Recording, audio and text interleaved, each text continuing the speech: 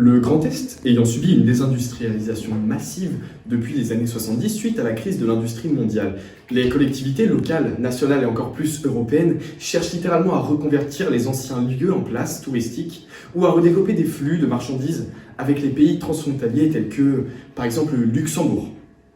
Dans cette politique de relance, les flux sont plus qu'importants quant à la recherche de l'intégration, locale comme européenne, voire même mondiale. Nous allons voir, de par une analyse complète du sillon lorrain, comment les systèmes productifs français oscillent-ils entre valorisation locale et intégration européenne, voire mondiale. Premièrement, observons un cas concret de système productif en reconversion, le sillon lorrain. Le sillon lorrain est un pôle métropolitain européen, créé en 2010, juste ici. Il est composé de 4 agglomérations. Tout d'abord, Thionville, ensuite Metz, Nancy et Épinal. Il est organisé autour de 2 métropoles, Nancy et Metz au milieu, avec Thionville au nord, juste là, et Épinal au sud, ici.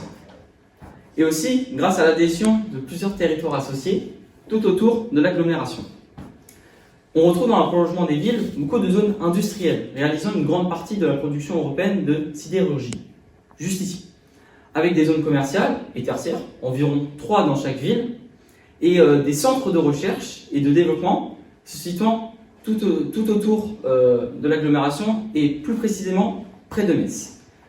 Le sillon lorrain se base également sur une activité et sur la technologie.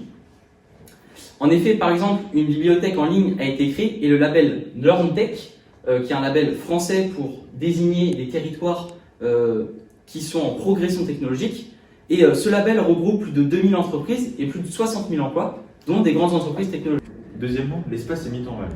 Avec l'expansion des espaces et des flux transfrontaliers vers le Luxembourg, puis vers l'Allemagne, on assiste à une reconversion des entreprises environnantes qui se trouvent des partenariats avec de plus en plus d'entreprises luxembourgeoises. Ces dernières se trouvaient alors dans des espaces très désindustrialisés.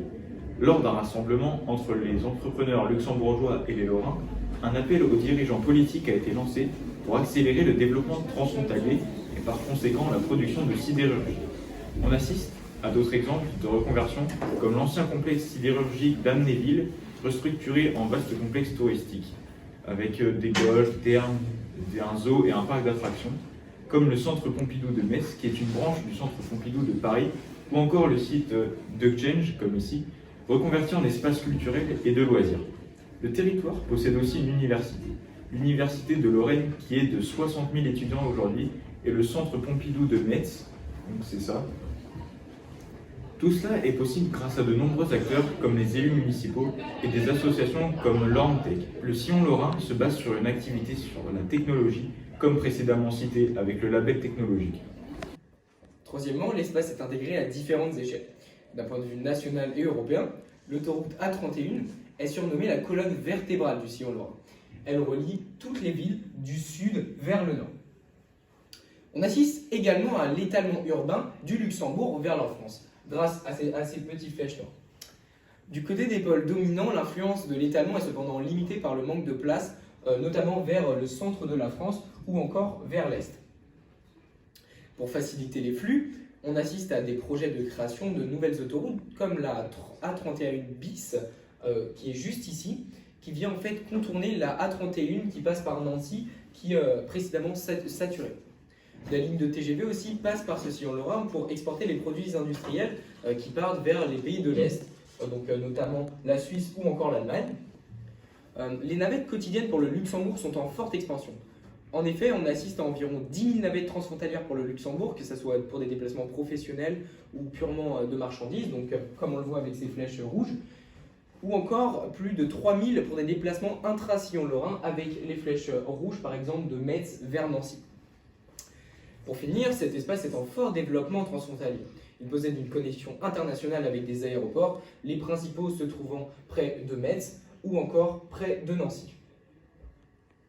En définitive, les espaces du sillon lorrain se reconvertissent en espaces destinés aux touristes, à la culture, voire même au divertissement. L'espace ayant souffert de la désindustrialisation massive essaie de relancer leur production industrielle par des partenariats avec des entreprises européennes et des échanges de marchandises au niveau local, européen, voire même mondial. Les flux sont nombreux, passant d'autoroutes nationales aux aéroports mondiaux, permettant l'expansion du commerce français. Merci beaucoup de nous avoir écoutés et merci de votre attention.